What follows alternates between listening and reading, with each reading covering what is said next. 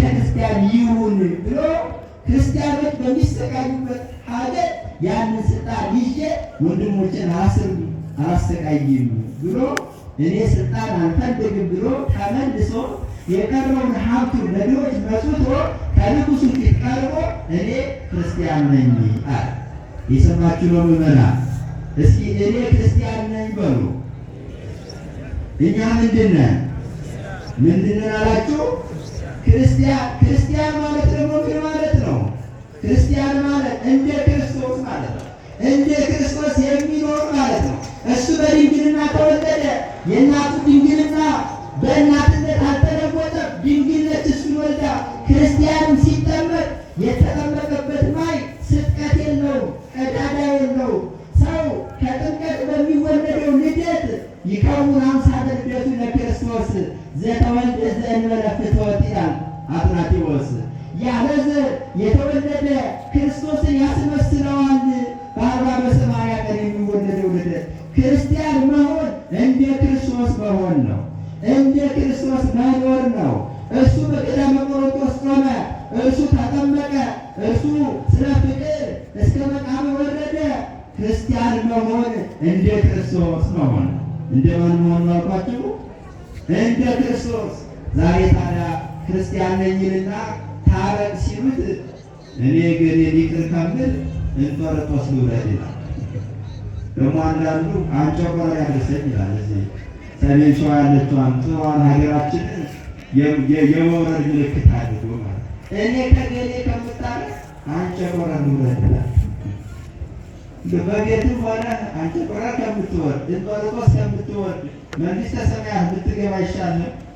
ምንድን ነው ሲሉት ክርስቲያን ነኝ ይዘክራል፣ ነጠላ ይለብሳል። ዋናው ነገር ግን የለው ፍቅር የለው፣ እንደ ክርስቶስ አይደለም። አዳምና ሔዋን የእግዚአብሔርን መንግሥት ለመውሰድ ከዲያብሎስ ጋር ተማከሩ።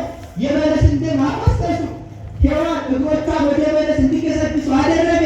ሔዋን በእጇ በለስን ቆረጠች። ሔዋን በአፏ በለስን በላች። ክርስቶስ ግን የበደለችው ሔዋን እንደመካት፣ እሷ በአፏ በለስን እንደበላች እሱ መራራ ሞትን ጠጣና እሷ እግሮቿን ወደ በለሱ እንዲያስገሰገሰች ክርስቶስ ደግሞ እግሮቹን በቀኖት ተቸነከረና እሷ በእጇ ዕፀ በለስን እንደቆረጠች ክርስቶስ እጁን ዘርግቶ ተቸነከረላት። ለጠላቶቹ ለአዳምና ለሔዋን ክርስቶስ ካሰ፣ ይቅር አለ። የበደሉትን በሞቱ ከራሱ ጋር አስታረቃቸው። ወኮነ አራቂን አዲስ ኪዳን መካከለኛ አስታራቂ፣ በሰውነት እኛን የሚመስል በአምላክነት አብን የሚመስል በመካከል ያለ ፍጥረትን ከራሱ ጋር ከአባቱ ጋር ከመንፈስ ቅዱስ ጋር ያስታረቀ አስታራቂ ሆነ። ታዲያ ክርስቲያን ማለት እንደ ክርስቶስ የሚኖር ሆነ። እናንተ ጥቂት የበደላችሁ በወሰን የተጣላችሁ ገንዘቦች ጋር መልስ ያላችሁ ሰው ይቅር የምትሉ ስለ ክርስቶስ ስላችሁ ምን ትጎዳላችሁ? ክርስቲያን እንደዚያ ካልሆነ ክርስትና የለማ። ክርስትና ይቅር ማለት ነው። ክርስትና በይቅርታ መዳን ነው። በዕለተ ዓርብ ክርስቶስ በሰጠው ባቀረበው የፍቅር መስዋዕትነት በዚያ ድኖ መኖር ነው። ፍቅር የሌለው ዕለተ ዓርብ የለው። ዕለተ ዓርብ የሌለው መስቀል የለው።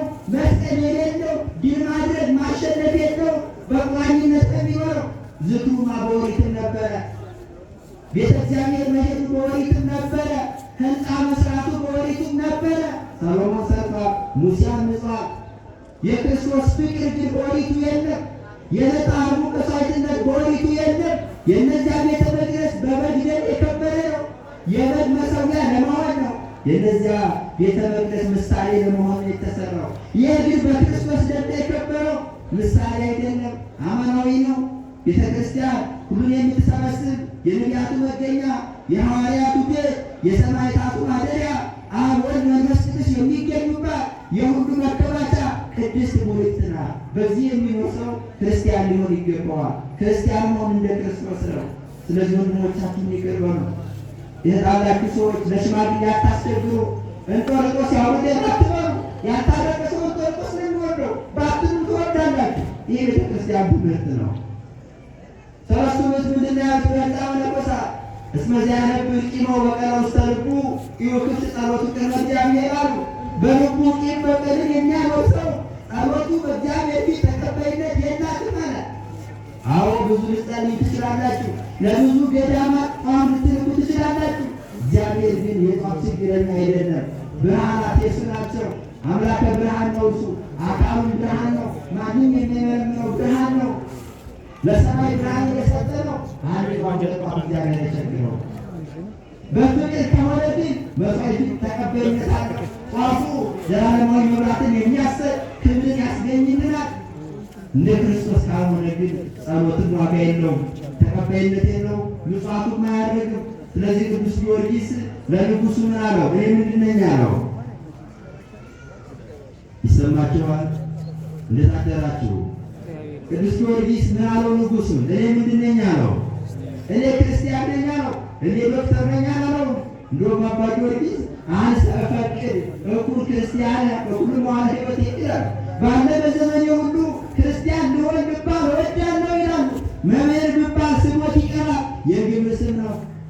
ዶክተር ሰው ቢባል ሲሞት ይቀራል፣ የተለያዩ ስሞች ይኖሩታል። ቆንጆ የሚባለው ሰው ሲሞት ይቀራል፣ ሁሉም ያልፋል።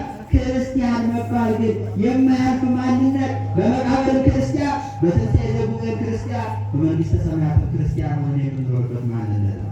ስለዚህ እኛ ክርስቲያኖች ነን። ክርስትና በሚጠሩ ሰዎች ፊት ክርስቲያኖች ሆነን እንገኝ የሚለው ቅዱስ ጊዮርጊስ ሕይወት የሚያስተምረን ነው። እኔ ክርስቲያን ነኝ ሲለው አሰረው፣ አባበለው። ሹመት ልስጥህ፣ ከአባትህ በላይ ስልጣን ልጨምርልህ፣ ግን የክርስቲያን ነኝ አትበል፣ እኔን ምሰል አለው። ቅዱስ ጊዮርጊስ በነበረበት ዘመን ዲዮቅልጥያኖስ የሚባለው በአባ አጋፊዎስ ምክንያት ክዶ ቤተ ክርስቲያን የምትፈጠርበት በጣም ክፉ ዘመን ነበረ። እንደዛሬው ዘመን ዛሬ ቤተ ክርስቲያን ትፈጠራለች። ቤተ ክርስቲያንን የሚመሩ ደጋግ አባቶች ይፈጠራሉ። ውስጥ ባሉ ሰዎች ይፈጠራሉ። ውስጥ ሆነው እንደሄዱ ያድማሉ። ስራ እናሰራ ይላሉ፣ ስም ያጠፋሉ። ያልተሰራው እንደተሰራ አድርገው የዋሃን ምዕመናን ያታልላሉ። ይህ ቤተ ክርስቲያን ፈተና ነው። ቅዱስ ጊዮርጊስ ከቤተ ክርስቲያን ጎን ቆመ። ሰሎሞን ምንድን ነው የሚለው? ምን ታድርግ እህትነ ይላል። ቤተ ክርስቲያን እህት ናትና ለእህታችን ምን እናድርግ? ለማረፊቲ ንግበላቲ ማዕጾ ዘቄድሮስ ይላል። ጣራ ካላት በር ከሆነ የጎደላት የዋንዛ በር እንስራለን ይላል። በር ኖሯ የጎደላት ጣራ ከሆነ ጣራና ብጅላት። ለእህታችን ለቤተ ክርስቲያን ምን እንስራ? ጉድለቷን እንሙላ፣ በክፍት በር በኩል እንቁም ይላል። ብዙ ሰው ይህንን አያደርግም። ቤተ ክርስቲያን ሲኖር ሰው ይጠቃል። ቤተ ክርስቲያን ፈተና ላይ ስትኖር ክርስቲያን ነኝ ማለትን ሰው ይተዋል። ቅዱስ ጴጥሮስ በዕለተ ዓርብ እንደተፈተነው ጌታ እንጀራ የሚያበረክትበት ጊዜ ቅዱስ ጴጥሮስ ፊት ሆኖ አስተናጋጅ ነበር። አልዓዛር ሲነሳ ቅዱስ ጴጥሮስ ከፊት ተመስጋኝ ነበር። የሙት አስነሽ ተማሪ እየተባለ ደሟን ቀጥ ሲያደርግላት ያችን ሴት ቅዱስ ጴጥሮስ ፊት ነበር። ሙት የሚያስነሳ ድውይ የሚፈውስ መምህር ተማሪ እየተባለ ጌታ ግን እጆቹ ወደኋላ በታሰሩበት በተያዘበት ምሽት ግን ቅዱስ ጴጥሮስ እኔ የምትሉትን ሰው አላውቀውም አለ። ክፉ ቀን ሲመጣ ሰው ይሸሻል። ፍቅር ይጎላል። ዓርብ ቀን ሲመጣ ሌላው ቀን ፍቅር ሙሉ ነው። የሚበላው ሳለ ሰው ይከበዋል። ሰው በታሰረበት ጊዜ፣ ሰው በተቸገረበት ጊዜ ሰው ይሸሻል። ይህ ሐሰተኛ ፍቅር ነው። ባለቅኔው ምን አሉ? አልቦ ዘመድ ጊዜ ተዋርዶ አለ። መዋረድ ሲመጣ ዘመድ አይገኝም ማለት ነው።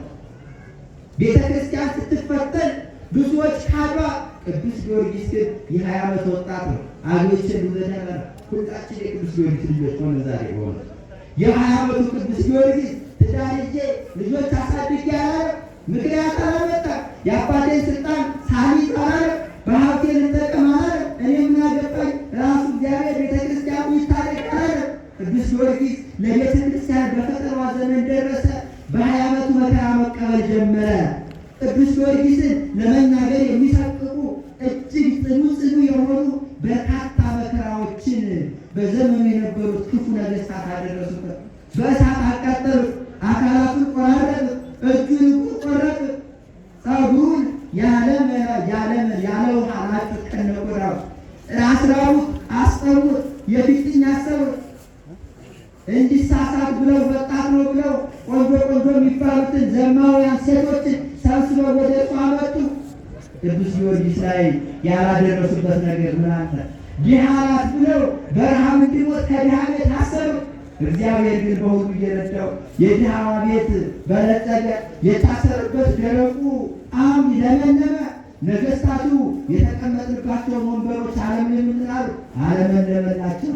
እግዚአብሔር ከእሱ ጋር ስለነበረ ንጉሡ አንድ መጥፎ ጠንቋይ አምጥቶ የቅዱስ ጊዮርጊስን ልቡን የሚሰነጥቅ አንጀቱንም የሚበጣጥስ መጥፎ መርዝ አጠጣልኝ አለው። ቅዱስ ጊዮርጊስ ጠጣ። ነገር ግን ቅዱስ ጊዮርጊስ ያንን መርዝ ሲጠጣው በእግዚአብሔር ስም አማትቦ ጠጣው። እጁ ታስሯ በልቧ ማተበ። እጁ ታስሯ ማማተብ አይችልም። እንዳያማትብ ተምሮ በልቧ ማተበ። መስገድ አይችልም። በልቡ ለእግዚአብሔር ሰገደ። መርዙ እንደ ጥሩ መጠጥ ሆነለት። ከዚያም በላይ ሆኖ ፊቱ ከፀሐይ 7 እጅ አበራ። አዎ የእግዚአብሔር ስም መራራውን ያጣፍጣል። የእግዚአብሔር ስም መርዙን ጣፋጭ ያደርጋል። ጌታ በሉቃስ በማርቆስ 16 ላይ በዚህ አምን ተልወክሉ አላቸው። ይህ ምልክት ይከተላችኋል፣ በስሜ አጋንንትን ታወጣላችኋል፣ በስሜ ድውያንን ትፈውሳላችኋል፣ የሚጎዳ መርዝን እንኳን ብትጠጣ አይጎዳችሁም አለ። እንደ ቅዱስ ጊዮርጊስ ያሉት ሃይማኖቱን የኖሩት ቤተ ክርስቲያን ተቸግራ የደረሱላት እውነተኞች ክርስቲያኖችን መርዝ አይነካቸውም፣ እባቡ አይበረታታባቸውም። እነርሱ መርዙን ጣፋጭ ያደርጉታል፣ ዘንዶውንም ገራ መውሪያ ያደርጉታል። ቦታችን ላይ ከብዙ መከራ በኋላ ሊቀ ሰማዕታት የተባለው ቅዱስ ጊዮርጊስ 7 ዓመት ተጋደለ። ከ7 ዓመት በኋላ መከራውን ሁሉ ፈጽሞ ያላደረሱበት ነገር ሲጠፋ እግዚአብሔር ወልድ በትልቅ ግርማ በዛሬው ዕለት ወደ ቅዱስ ጊዮርጊስ መጣ። መልእክቱን አስከትሎ ቅዱስ ጊዮርጊስ አንድ ነው፣ ያማረው የማይለብስ ነው፣ ሰዎች የራቁት ነው፣ እግዚአብሔር ግን ያከበረው ነው። በእውነቱ ሰዎችን በልብስ የምታከብሩ ሰዎች ከዚህ ትማሩ ይገባል። ቅዱሳን በልብስ አይታዩ። ቦብኛውም ከማዕድ ለመጻፍ ቦብኛውም ከመስኩር ከቅዱሳን ሰካራም የሚመስል አለ፣ ከቅዱሳን እብድ የሚመስል አለ፣ ከቅዱሳን ዘማዊ የሚመስል አለ፣ ከቅዱሳን ራቁትን የሚሄድ አለ፣ ከቅዱሳን በአማረ ልብስም የሚኖር አለ፣ ከቅዱሳን በብዙ ሀብት ውስጥ የሚኖር አለ። የእግዚአብሔር ወገኖች ተለይተው አይታወቁም። እኛ የታዘዝነው ሳንለያይ ማክበር። ቅዱስ ጊዮርጊስ የተናቀ ነበር በዘመኑ። ነገሥታቱ የሚስቁበት ነበር፣ ነገሥታቱ የሚቀርቡት ነበር። እግዚአብሔር ግን አልናቀውም፣ እግዚአብሔር ግን አልተለየውም። ከሰማይ መላእክትን አስከትሎ እግዚአብሔር ወደ እርሱ መጣ። በመካከላችሁ በሚኖረው መጽሔት ውስጥ ብፁዕ አባታችን መልእክት ላይ ቅድም እያየው ይህንን አስፈረውታል።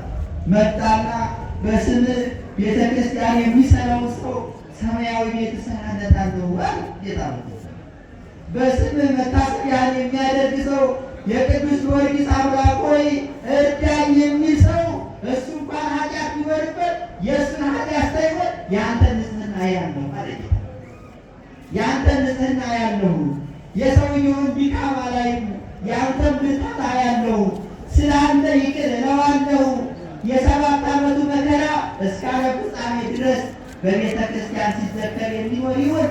እንዲሁም በዚህ ወጣትነት ዘመን በደም የመሰረቷት ቤተ ክርስቲያን መከራ ተቀብለህ ስላጸናሃት ሊቀ ሰማዕታት ብዬሃለሁ ብሎ ብዙ ቃል ኪዳንን በዛሬው ተሰጠው ይላል። በረከቱ ለሁላችን ይደረግልን። ቅዱስ ጊዮርጊስ በዛሬው ዕለት ታሪክን ለማሳጠር መከራዎችን ተቀብሎ አንገቱን ዘንበል አድርጎ ቅዱስ ጊዮርጊስ በዛሬው ዕለት የሰማዕትነትን አክሊል ተቀበለ ይላል። በኋላ ሰጣላችሁ ሊቁም ሶበከለልዎ ይላል። ቅዱስ ጊዮርጊስ አንገቱን በቆረጡት ጊዜ ደም ወማይ እብነ ከሳሉ ፈለፈለ።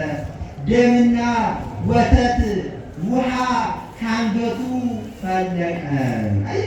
የተባረከ አንገት። ደም አስገኘ፣ ሰው ነው። ወተት አስገኘ፣ የዋህነቱን ያሳያል። ውሃ አስገኘ፣ ንጽሕናውን ያስረዳል።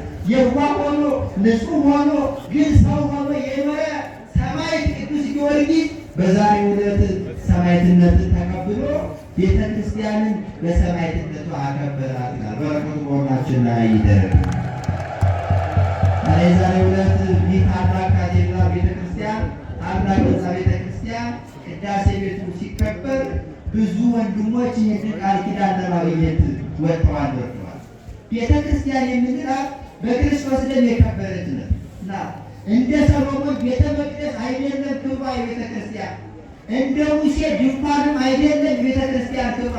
የሙሴ ድንኳን በበጎች ፍየል የከበረች ደም የከበረች ናት። የሙሴን ድንኳን የተከለ ባስልኤልና ኤልያብ የሚባሉ ሰዎች ናቸው። ጠበብቷ እነሱ ናቸው። የቤተ ክርስቲያን ጠበብት ግን አብ ወልድ መንፈስ ቅዱስ ናቸው። የቤተ ክርስቲያን ተካይ ግን ራሱ ክርስቶስ ነው። የሙሴ ድንኳን ተካይ ሙሴ ነው። የሙሴ ድንኳን መክበሪያ የበግ ደም ነው። የሙሴ ድንኳን መክበሪያ እንጨቱ ጽድ ነው። የጽድ እንጨት ነው የሚያከብረው። የሰሎሞንን ቤተ መቅደስ ያከበረው የጽድ እንጨት ነው። የሙሴ ድንኳን ያከበሯት ካህናቱ ክህነታቸው በዘር የሆኑ እነ አሮን ናቸው። የአሮን ልጆች ናቸው። ይችኛዋን ቤተ ክርስቲያን ግን ያከበራት የክርስቶስ ደም ነው። ክህነታቸው ብፁዓን ሊቃነ ጳጳሳቱ የክርስቶስ ክህነት ነው። እስመ ኩሉ ዚአነ መለኮቱ ወኃይሉ ይላል አባ ጊዮርጊስ። የክርስቶስ መለኮታዊ ስልጣኑ በጸጋ ለካህናቱ ተሰጥቶ ብፁዓን አበው ሊቃነ ጳጳሳት የክህነት የዘር ሐረጋቸው የሚቀደው ከሌዊ ሳይሆን ከክርስቶስ ነው። ጌታ ክርስቶስን ሾመ። ጌታ ማርቆስን ሾመ። ማርቆስ ተከታዩን ሾመ። ሲወርድ ሲዋረድ ብፁዕ አባታችን አቡነ ቀሌምንጦስ ላይ ደረሰ። ብፁዕ አባታችን አቡነ ፊልጶስ ላይ ደረሰ። ብፁዕ አባታችን አቡነ ኤጲፋንዮስ ላይ ደረሰ። የክህነት የዘር ሐረጋችን ያልተቋረጠ አንድ ተራ ሰው ሉተር ያልመሰረተው ማመድን ያላቀናል በክርስቶስ በኩል የመጣ ማንም ያልሰራ እሱ ራሱ የሰራ መስዋዕቱም ራሱ አክባሪው ራሱ መስዋዕት ተቀባዩ ራሱ ሆኖ ያከበራት ይህች ቤተክርስቲያን በቅዱስ ጊዮርጊስ ተሰየመች ማለት አይደለም። ክርስቲያን ጌታ በነቢዩ ኢሳይያስ እንደተናገረ ጃንደረባ ያደረጉት ራሳቸውን በቤቴ ስም እሰጣቸዋለሁ እንዳለ አንዳንድ ሰው ነው በቅዱስ ጊዮርጊስ ስም ቤተክርስቲያን ለምን ይተከላል? ወንጌሉ በቅዱሳን ማለት የተጻፈ የማቴዎስ ወንጌል እያለ ጌታ ያስተማረው ትምህርት በማቴዎስ ነው እስከ ፍጻሜ የሚተረክ ጌታ የሰበከው ስብከት የዮሐንስ ወንጌል የተባለ በዮሐንስ ስም የሚተረክ ወንጌሉ እንኳን በቅዱሳን ስም የተጠራው። አዎ መንግሥተ ሰማያት እንኳን በአብርሃም ስም የተጠራችው ሉቃስ ወንጌል ምዕራፍ 16 ላይ ድሃው አልዓዛር ሲሞት ጸሐፊ ምን ይላል? የተደራገረው ሲናገር ወሰዱ ውስተ ጽንዓ አብርሃም ይላል። ወደ አብርሃም እቅፍ ወሰዱት ይላል። መንግሥተ ሰማያት መባሏን ቀርቶ የአብርሃም እቅፍ ተብላለች። ይህች ቤተክርስቲያንማ በእነ ቅዱስ ጊዮርጊስ በእነ ዘመናቸው በምሕረቱና በኖሩት በእነ አባ ተክለ ሃይማኖት ስም የምትጠራ እግዚአብሔር ያዘዘ የፈቀደው ማለት ነው። ጌታም በማቴዎስ ወንጌል ላይ እንዲህ ብሏል፣ ከምሥራቅ ከምዕራብ ይመጣሉ አለ። ስለ መንግሥተ ሰማያት ሲናገር በአብርሃም በይስሐቅ በያዕቆብ እቅፍም ይቀመጣሉ አለ። መንግሥተ ሰማያት የአብርሃም የያዕቆብ የይስሐቅ እቅፍ ተብላለች። ቤተ ክርስቲያንማ የክርስቶስ ደም የሚፈተትባት በክርስቶስ ደም የከበረች በቅዱሳኑ ስም የምትጠራ ልክፋት አለው። ይህ እግዚአብሔር ያዘዘው ነው ማለት ነው። የትምህርታችን መጨረሻ እንደሆነ አባ ጊዮርጊስ ኖሩትን አንስተን እንቋጫለን። አባ ጊዮርጊስ እንዲህ ይላሉ፣ ወባቲ ለዛቲ ቤተክርስቲያን ስርዓተ መላእክት አርአያ ዘበሰማያት። ለዚች ቤተክርስቲያን በሰማይ ባለችዋ ቤተ መቅደስ ስርዓት መሰረት ሰማያዊ የመላእክት ስርዓት አላት ይላል።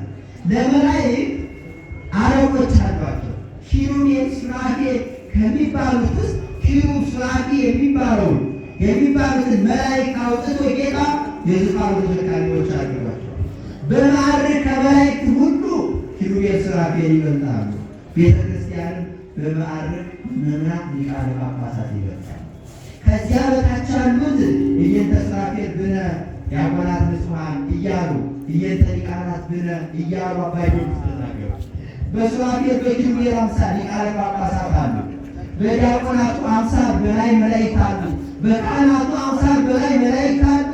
እንደዚሁ ሁሉ ቤተ ክርስቲያን በዚያ ስርዓት የተሰራች ንጽጽሯ ሰማያዊ የሆነ ድንጋይ ጥርግ አይደለች፣ ረቂቅ የሆነች ምጥቀቷ ወደ ላይ ጽራርያም ነው በሰማይ የማይባል ወደ ታችን በርባሮስ ነው በሰማይ የማይባል በሁሉ ያለች ስውራዊ ያሉባት በሥጋ ከኛ የተለዩት ቅዱሳኑ በነፍስ ያሉባት። እንደውም አባ ጊዮርጊስ መጽሐፈ ምስጢር ላይ እንዲህ ይላሉ። ለማሰስ ካለ ሳራ ይላል። ሳራ እንድትፈልጋት ና ቤተ ክርስቲያን፣ ወደ ቤተ ክርስቲያን ና፣ ቤተ ክርስቲያን ታገኛታለህ። አብ ወልድ መንፈስ ቅዱስ ቢፈለጉ ቤተ ክርስቲያን ይገኛሉ። መንፈስ ቅዱስ ሥጋው ደግሞ ሲለብጥ ይገኛል። ወልድ በተለየ አካል ሥጋው ደግሞ ሆኖ ሲቆረስ ይገኛል። አብም ልጁ በቤተ መቅደስ መስዋዕት ሆኖ ሲሰጥ ሲያይ ይገኛል። ቤተ ክርስቲያን የሦስቱ መገኛ ነው። ተክለ ሃይማኖት በቤተ ክርስቲያን በሙሉ ክብራቸው አሉ። ነቢያቱ በቤተ ክርስቲያን በሙሉ ክብራቸው አሉ። ቤተ ክርስቲያን በሰማያዊ አምሳል የተሰራ ንጽጽሯ ምድራዊ ተቋማት ያይደሉ ሰማያዊ ቤት ክብርት የሆነች እንዲህ ያሊቁ ቤተሰይ ቅድስት ቤተክርስቲያን ናቲማ በድሞን ቤታችን ቤተክርስቲያን ታመሰግናታለች። በልጅሽ ከብራ ቤተክርስቲያን ታመሰግንሻለች ይላል ሊቁ ሲናገር እግዚአብሔር ሞለታይ እነዚህ ቤተክርስቲያን አባ ጊዮርጊስ ሲገልጹ ይላሉ። የሰማችሁ ነው ምዕመናን፣ እንዴት አደራችሁ? የመጨረሻዋ ነች። እችን ስሙ። ሰው ለመገብረ ጸሎተ ብእሲ ለመገብረ ጸሎተ ሰናየ ግብረ ገብረ። ሰው ጸሎት ቢያደርግ መልካም ስራ ሰራ ይላል። ምን አደረገ አልኳችሁ? የሚጸልይ ሰው ምን አደረገ? መልካም ስራ ሰራ። ብእሲ ለመገብረ ጸሎተ ውስተ ቤቱ ሰናየ ግብረ ገብረ። ሰው በቤቱ ጸሎት ቢጸልይ ጥሩ ስራ ሰራ። ነገር ግን ቤቱ የሚጸልየው ጸሎትና ቤተ ክርስቲያን ሄዶ የሚጸልየው ጸሎት አንድ አይደለም ይላል። ምሳሌ ያመጡና ሁለት የተበደሉ ሰዎች ወደ ንጉሥ አቤቱታ ለማቅረብ መሄድ ቢያስቡ አንደኛው ሰው የሰማችሁ፣ አንደኛው ተበዳይ እኔ ቤተ መንግስት ድረስ ምን ያለቃኛል ደብዳቤ ጽፌ ልላክ ብሎ ደብዳቤ ጽፎ ቤተ መንግስት ላከ። አንደኛው ማለት ደብዳቤውን የላከው ሀሳቡን ገልጾ፣ ሁለተኛው ሰው ደግሞ አይ በደብዳቤ ሀሳቤን አላስረዳም ራሴ ከንጉሱ ፊት ቀርቤ ችግሬ ለንጉሱ አስረዳለሁ እያለቀ ያስባል። የሰማችሁ ነው። ሁለተኛው ሄደ፣ አንደኛው ደብዳቤ ላከ። ደብዳቤውና ያ ሁለተኛው ሰው ከንጉሱ ፊት እኩል ደረሱ። ንጉሱ ቅድሚያ ሰጥቶ ችግሩን የሚፈታለት የማንኛውም ሰው ነው ይላል። የባለ ደብዳቤውን ነው በአካል ሄደው ሰው ንጉሱ ሁለቱም ችግር ቢመጣ ቅድሚያ የሚሰጠው ግን የትኛው ነው? በአካል ሄደው ሰው ቤተ ክርስቲያኑ ሄዶ መጸለይ ከንጉሱ ፊት በአካል ቀርቦ ችግርን ማስረዳት ነው ማለት ነው። ጸሎትም በቤት የሚጸለይ ጸሎትም ከእግዚአብሔር ፊት ያደርጋል እንደ ንጽሕናው። ከቤተ ክርስቲያን ሆኖ የሚጸለይ ጸሎት ግን ከቤት ሆኖ እንደሚጸለይ ጸሎት አይደለም። ቤተ ክርስቲያን ሆነ ስንጸልይ በመላእክት መካከል ሆነን የምንጸልይ፣ በቅዱሳኑ በስውራኑ መካከል ሆነን የምንጸልይ። እግዚአብሔር እዚህ ቦታ ስትጸልዩ እናንተን አያይም። 7 ዓመት መከራ የተቀበለው ቅዱስ ጊዮርጊስ ነው። ስለዚህ ስለ ቅዱስ ጊዮርጊስ ሲል ኃጢአታችሁን ፈጥኖ ያስተሰርያል። ስለ ቅዱስ ጊዮርጊስ ሲል ጸሎታችሁን ፈጥኖ ይሰማል። ቤተ ክርስቲያን ትምህርት ይሄ ነው ማለት ነው። ቤተ ክርስቲያን መስራት ዋጋው መንግሥተ ሰማያት መውረስ ነው። ሌላ ዋጋ የለም። ልጅ ልትወልዱ ይሰጣችሁ፣ ጤና ይሰጣችሁ፣ ሀብት ይሰጣችሁ፣ ጊዜያዊ ዋጋው መንግሥተ ሰማያትን ማግኘት ነው። መንግሥተ ሰማያት ስፋቷ በኪሎ ሜትር አይመካም። ጣዕሟም በዚህ ዓለም ምቾት አይነጻጸርም። መንግሥተ ሰማያት ዓይን ያላያት ጆሮ ያልሰማት ናት። ወደዚች ቤት ለመግባት የቅዱሳኑን ቤተ ክርስቲያን የእግዚአብሔር ቤተ መቅደስ በምንችለው ማነጽ ይገባል። በዛሬው ዕለት በብፁዕ አባታችን መመሪያ ሰጭነት በሀገረ ስብከታችን ስራ አስኪያጅ በክቡር መጋቢያችን መመሪያ ሰጭነት አስተባባሪነት ህንፃ ኮሚቴው ብዙ ዓመት ለፍቶ ይህ ቤተ ክርስቲያን የሰራችሁ ለዚህ ነውና እንኳን ደስ ያላችሁ እንላለን። መኑ ያድገን ፍቅረ ክርስቶስ፣ ከክርስቶስ ፍቅር ማን ይለየናል? አለ ረሃብ ነው፣ ጥም ነው፣ ስደት ነው፣ መታሰር ነው፣ ሞት ነው፣ ሕይወት ነው። ማን ነው የሚለየን? አለ ዛሬ ከኛ መካከል ይህን ቃል የሚናገር ማን ነው? በሙሉ ከክርስቶስ ፍቅር ረሃብ የማይለየው ማን ነው? መታሰር የማይለየው ማን ነው? እንዴት ታሰራለህ የምናገር ብሎ እውነት ያሸሸገ ማን ነው? ብዙዎችን በእውነቱ ከክርስቶስ ፍቅር ጊዜያዊ ምቾት ለይቷቸዋል። የክርስቶስን ፍቅር ግን ማንም ሊለየን አይገባም። ክርስቲያኖች ቅዱስ ጊዮርጊስ ይህንን ያደረገው የአባቱ ስልጣን አለየው። 7 ዓመት መከራ ተቀበለ። ለዘላለም ግን ለማይቆጠሩ ዘመናት በደስታ በመንግሥተ ሰማያት ይኖራል። ሳይወልድ ሞተ። በሚሊዮን የሚቆጠሩ ቢሊዮን የሚሆኑ ልጆች አሉት ቅዱስ ጊዮርጊስ። ቤተ ክርስቲያንን ተጠግቶ ሞተ። በዘመኑ ልጅ እንኳን ሳይወልድ እንደው በ27 ዓመቱ ሞተ። ቅዱስ ጊዮርጊስ ግን የቢሊዮኖች አባት ነው። ቅዱስ ጊዮርጊስ 7 ዓመት መከራ ተቀበለ። ለሚሊዮን ዘመናት ለማይቆጠሩ ዘመናት ቤተ ክርስቲያን ስታከብረው ትኖራለች እና እኛም በዘመናችን ከክርስቶስ ፍቅር አለ። ክርስቶስ ሊወደድ የሚገባ ነው። በዕለተ ዓርብ የከፈለውን ዋጋ እዩ። የሾህ አክሊል ተደፍቶበታል። ዕርቃኑን ተሰቅሏል። መራራ ሞት ተቀብሏል። ቤተ ክርስቲያኑን በደሙ መስርቷል። እንደ ሰማዕታት ጋሽቶ አልሞተም። እንደ ሌቦችን ሰርቆ አልሞተም። በእውነት ስለበደሉት በፍቅር ክርስቶስ ሞቷል። ይህንን ክርስቶስ መውደድ ይገባል። ከክርስቶስ ፍቅር የሚለየን ማን ነው? የብፁዕ አባታችን የብፁዓን ሊቃነ ጳጳሳት ቡራኬያቸው ይድረሰን። ወስብሐት ለእግዚአብሔር።